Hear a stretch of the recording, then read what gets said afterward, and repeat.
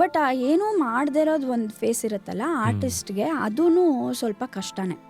ಯಾವ ಥರ ಕಷ್ಟವಾಗಿರುತ್ತೆ ಅದು? ಮೆಂಟಲಿ ಯು ಗೆಟ್ ಒಂಥರ ಡಿಸ್ಟರ್ಬ್. ಫಸ್ಟ್ ಆಫ್ ಆಲ್ ಕೆಲಸ ಸಿಗ್ತಿಲ್ವಲ್ಲ, ಕೆಲಸ ಏನೂ ಇಲ್ವಲ್ಲ ಅನ್ನೋದೊಂದು. ನನ್ನನ್ನು ಯಾರೆಲ್ಲ ಮರ್ತು ಬಿಡ್ತಾರೆ, ಬಿಕಾಸ್ ಈ ಇಂಡಸ್ಟ್ರಿಯಲ್ಲಿ ತುಂಬ ರೆಲೆವೆನ್ಸಲ್ಲಿ ಇರಬೇಕು.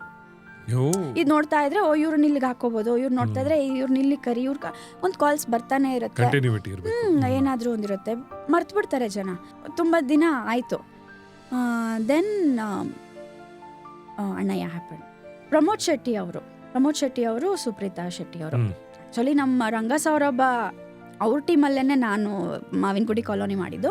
ಸೊ ಪ್ರಮೋದ್ ಅಣ್ಣ ಆ್ಯಂಡ್ ಸುಪ್ರೀತಾಕ ನನಗೆ ಗೊತ್ತಿದ್ರು ಮುಂಚೆಯಿಂದನೇ ಗೊತ್ತಿದ್ರು.